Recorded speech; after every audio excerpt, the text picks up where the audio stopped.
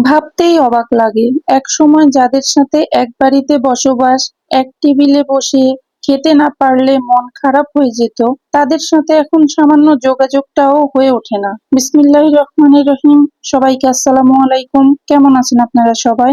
আশা করছি যে যেখান থেকে আমার এই ভিডিওটি দেখছেন, আল্লাহর অশেষ রহমতে ভালো আছেন, সুস্থ আছেন। সেই সাথে আমরাও ভালো আছি, আলহামদুলিল্লাহ। মেয়েদের স্কুল কোচিং ছুটি না থাকায় মন চাইলেও গ্রামের বাড়িতে ঘুরতে যেতে পারি না। তবে হঠাৎ করে আমার ছোট মামা আমার ফোনে কল দিয়েছিলেন। ওপাশ থেকে মামা বললেন, ভাগ্নি, আমার বড় মেয়ের তো বিয়ে ঠিক হয়ে গেছে, তো তোমাদের সবাইকে অবশ্যই আসতে হবে। জামাইকে ছুটি নিতে বলো। জামাই যেন অবশ্যই আমার মেয়ের বিয়েতে আসে। দুঃখজনক বিষয়, আরাইতা আনিশার আব্বু অফিস থেকে ছুটি ম্যানেজ করতে পারছিল না, বিধায় মামার কথার মূল্য দিতে দুই মেয়েকে নিয়ে আমার লাল টুকটুক পঙ্খিরাজে চড়ে গ্রামের উদ্দেশ্যে রওনা হয়েছিলাম। সরাসরি মামার বাসায় না গিয়ে আমি আমার বাবার বাড়িতে গিয়েছিলাম, সবাই মিলে একসাথে বিয়ে বাড়ির অনুষ্ঠানে যাব সেজন্য। নানা নানির বাড়ি যাওয়ার আনন্দে আরাইতামণি ও আনিশামণি স্কুটি চলমান অবস্থায় নিজেদের আনন্দ প্রকাশ করছিল। রাস্তার মানুষ ওদের দিকে অবাক দৃষ্টিতে তাকিয়ে হাসছিল। তো কি আর করার, অনেকদিন পর নানু বাড়ি যাচ্ছিল, তো তাই আনন্দে আত্মহারা হয়ে পড়েছিল। আর বিশেষ করে আমার বড় আপু ও মেজো আপুরাও আসবে, সেজন্য আরো বেশি। কেননা খালাতো ভাই বোনদের সাথে অনেকদিন পর আড্ডা হবে, বিয়ে বাড়িতে অনেক মজা হবে, এগুলো ভাবছিল আর আনন্দ করছিল। সকাল সকাল রওনা হওয়ায় রাস্তা বেশ ফাঁকা ছিল। রাস্তার দুই পাশে গাছের সারি, ও কি অপরূপ দৃশ্য! গ্রামীণ রাস্তার অপরূপ সৌন্দর্য শুধু আমি একা উপভোগ না করে আপনাদের মাঝে শেয়ার করলাম। তো এটা হচ্ছে আমার বাবার বাড়ি, মাটির দোতলা বাড়ি। বাড়ির দেয়ালগুলি রং করা। দূর থেকে বোঝার কোনো উপায় নেই যে বাড়িটা মাটির নাকি ইট দিয়ে তৈরি। তবে ঘরের মেঝে, বারান্দা ও আঙিনা প্লাস্টার করা। ঝিরঝির করে বৃষ্টি পড়ছে, আর এ সময় কারেন্টও চলে গেছে, তাই ঘরের ভেতরের দৃশ্য গুলো দেখাতে পারলাম না। গ্রামের দিকে এই এক সমস্যা, একটু আকাশে মেঘ হয়েছে, কারেন্ট নেই, একটু বৃষ্টি হচ্ছে, কারেন্ট নেই, আর ঝড় হলে তো কোনো কথাই নেই। আঙিনায় যে আম গাছ দেখতে পাচ্ছেন, সেটা আম্রপালি আম গাছ আমার বাবা লাগিয়েছিল। আমের সিজনে ব্যাপক আম ধরে এবং এই আম্রপালি গাছের আম অনেক অনেক টেস্টি। বাড়ির চারদিক দিয়ে বারান্দা ও মাঝখানে আঙিনা। সেই ছোট আঙিনায় একটি আম্রপালি গাছ এবং একটি পেয়ারার গাছ আছে। এটি হচ্ছে আমাদের মাটির চুলার রান্নাঘর। এই রান্নাঘরের ছাউনি হিসেবে যেটা দেখতে পাচ্ছেন, সেটাকে আমরা টালি বলি। এটিও কিন্তু মাটি দিয়ে তৈরি। এই মাটির চুলায় মা প্রতিদিন রান্না করেন। যদিও মাকে গ্যাসের চুলা নিয়ে দেওয়া হয়েছে, কিন্তু মা মাটির চুলায় খড়ি দিয়ে রান্না করতে বেশি কমফোর্টেবল ফিল করেন। এইদিকে কি কাণ্ড! সারা পৃথিবী যখন ঠান্ডা পানির জন্য ফ্রিজ ব্যবহার করে, সেখানে আমার মা ঠান্ডা পানির জন্য মাটির কলস ব্যবহার করেন। এইদিকে দুপুরে রান্নার জন্য বেশ তোড়জোড় চলছে। বড় আপু ও আমার বড় ভাগ্নি মাংস কাটাকুটি করছিল। মেজো আপু এসে এখনো পৌঁছায়নি। বড় আপুর গ্রামে বিয়ে হয়েছে, সেজন্য বড় আপু আগেই চলে এসেছিল। বড় আপু ও ভাগ্নি মাংস কাটছিল, আর আমি মাটির চুলায় একদিকে ভাত, অন্যদিকে তরকারি রান্না বসিয়েছিলাম। বড় আপু ও ভাগ্নির মাংস কুটা শেষ। এই তো আপনারা দেখতে পাচ্ছেন সবগুলো মাংস কাটাকুটো শেষ হয়েছে, এখন রান্নার পালা। এরই মধ্যে এক তরকারি হয়ে গেছিল, তারপর মোথা কচুর ভাজি তুলে দেওয়া হয়েছিল। আমরা বাবার বাড়ি গেলে সবাই মিলে একসাথে মজা করে ভাগাভাগি করে কাজ করে থাকি। মাংস রান্নার জন্য মাংসে কয়েকটি কাঁচা মরিচ ও শুকনা মরিচ দিয়ে, তার সাথে মরিচের গুঁড়া, স্বাদ মতো লবণ, আদা রসুন বাটা, হলুদ গুঁড়া, পরিমাণ মতো সরিষার তেল দিয়ে ভালোভাবে হাতের সাহায্যে বড় আপু মাখিয়ে দিচ্ছিল। মাখানো শেষ হলে গোটা মশলাগুলো ভালোভাবে ধুয়ে এক এক করে দিয়ে দিচ্ছিল।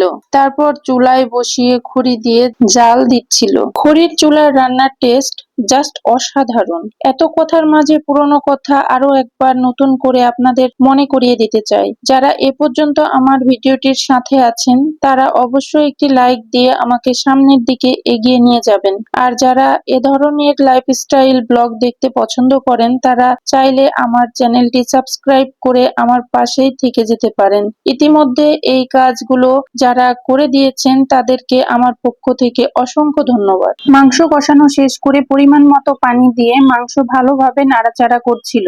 এইদিকে ভাত সহ দুইটা তরকারি হয়ে যাওয়ায় একপাশে মাংস একপাশে চিতই পিঠা হচ্ছিল। যেহেতু চিতই পিঠা করতে একটু সময় লাগে, তাই বড় আপু 3 চুলায় খড়ি দিয়ে জাল ধরিয়ে দিচ্ছিলেন, যেন রান্না 12টার মধ্যে শেষ হয়ে যায়। কেননা জোহরের নামাজের পর আমার বাবা দুপুরের খাবার খাওয়া দাওয়া করেন, তাই বড় আপু তাড়াতাড়ি করে রান্না শেষ করার জন্য 3 চুলায় জ্বালিয়েছিলেন। এরপর এক এক করে চিতই পিঠা করা হয়েছিল।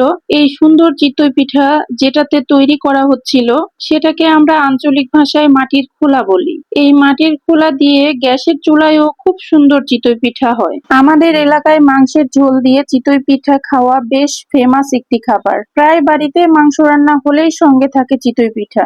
এমনকি কুরবানির সময়ও ঘরে ঘরে চিতই পিঠা করা ও খাওয়ার ধুম পড়ে যায়। আমার ভাগ্নি বলছে পিঠাগুলো দূর থেকে না দেখিয়ে ক্যামেরা কাছে নিয়ে এসে দেখা, তাহলে পিঠাগুলো কত ছিদ্রযুক্ত ও কতটা সফট হয়েছে বুঝতে সুবিধা হবে। এই ছিদ্রযুক্ত চিতই পিঠা ঝোলের মধ্যে ডুবিয়ে খেতে কি যে মজা! যারা একবারও খাননি তারা অবশ্যই একবার বানিয়ে খেয়ে দেখবেন। এই চিতই পিঠাগুলো এতটাই নরম তুলতুলে হয় যে যাদের বয়স হয়ে গেছে, বয়স্ক যাদের দাঁত নেই, তারাও অনায়াসে মন ভরে তৃপ্তির সাথে খেতে পারবেন। এরপর রান্নার কাজ কমপ্লিট করে গোসল করার জন্য বড় আপুদের পুকুরে চলে আসলাম।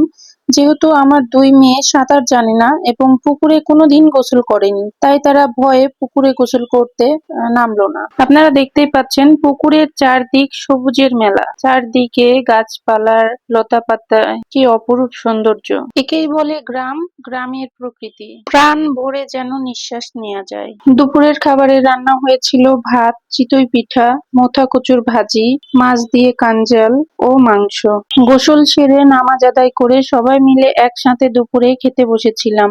আমরা 3 বোন যখন একত্রিত হই তখন আমাদের পরিবারের সদস্য সংখ্যা অনেক বেড়ে যায়, তাই সবাই মিলে ডাইনিং টেবিলে হয় না, তাই মেঝেতে মাদুর পেতে এক লাইন করে সবাই মিলে একসাথে হইচই করে খাওয়া দাওয়া করেছিলাম। এদিকে মামাতো বোনের হলুদ সন্ধ্যায় যাব, ঠিক তখনই ঝুম বৃষ্টি শুরু হলো, কখনো মুষলধারে আবার কখনো টিপ টিপ করে। বিকেল থেকে একদম একটানা রাত 9টা পর্যন্ত চললো এরকম বৃষ্টি। বাচ্চা কাচ্চা নিয়ে এই বৃষ্টির মধ্যে আর না গিয়ে পরের দিন সকাল সকাল সবাই মিলে অটো করে মামার বাড়ির উদ্দেশ্যে রওনা দিলাম। রাস্তার 2 পাশে শুধু ফসলের মেলা, যতদূর চোখ যায় শুধু ফসল আর ফসল। নওগাঁ জেলায় প্রচুর ধান উৎপাদন করা হয়। আমি যখন ছোট ছিলাম তখন নানু বাড়ি বেড়াতে যেতাম গরু বা মহিষের গাড়িতে চড়ে, কখনো গরুর গাড়ি আবার কখনো মহিষের গাড়িতে চড়ে সারা রাস্তা হইচই করতে করতে যেতাম। তখন আমার নানু মামারা গরু মহিষ পুষতেন, তবে এখনো আমার এক মামা মহিষ পোষেন। এই যে বলতে বলতে আপনাদের এক ঝলক দেখিয়ে দিলাম মহিষ। এগুলো হলো মহিষের বাচ্চা। মামা মামি অনেক যত্ন সহকারে এদের দেখাশোনা করেন। এখন আর গরু মহিষের গাড়ির প্রচলন নেই, তবে মামা শখ করে মহিষ পোষেন। আর এই তো এটা হচ্ছে আমার মামাতো বোন আর তার বর। তাদের জন্য আপনারা সবাই দোয়া করবেন, নতুন বিবাহিত জীবন যেন সুন্দর ও সুখের হয়। তারপর যে দৃশ্যটি দেখছেন সেটা হচ্ছে আমি যখন রাজশাহীতে ব্যাক করছিলাম, ঠিক তখন রাস্তার পাশে বিলের মধ্যে ফুটে আছে বেশ কিছু শাপলা ফুল। তো সেই ফুল দেখে আমার মেয়েরা কিছু ফুল নিতে চায়, তাই কিছু বাচ্চারা ফুল তুলছিল দেখে তাদের বললাম ফুল দিতে, বলতেই অনেকগুলো ফুল দিয়েছিল। আমি ওদের বলেছিলাম, এত ফুল তুলেছো তোমরা কি করবে, বিক্রি করবে? বলে না আন্টি, আমাদের পূজা আছে, সেই পূজায় ফুল লাগবে। তখন বললাম তাহলে ঠিক আছে, কিন্তু ওরা বলে কোনো সমস্যা নেই আন্টি, এই হাতের গুলো আমাদের পূজার ফুল আর বাকিগুলো আপনাদের জন্য। আমার মেয়েরা ওদের ধন্যবাদ জানিয়ে ফুলগুলো নিয়েছিল। তো সেই ফুল নিয়ে আমার মেয়েরা ফটোশুট শুরু করে দেয়। শাপলা ফুলের শুভেচ্ছা দিয়ে আমার আজকের ব্লগটি এখানেই শেষ করছি। সবাই ভালো থাকবেন, সুস্থ থাকবেন, আমার চ্যানেলের পাশেই থাকবেন। পরবর্তী ভিডিও দেখার আমন্ত্রণ রইল। আল্লাহ হাফেজ, আসসালামু আলাইকুম।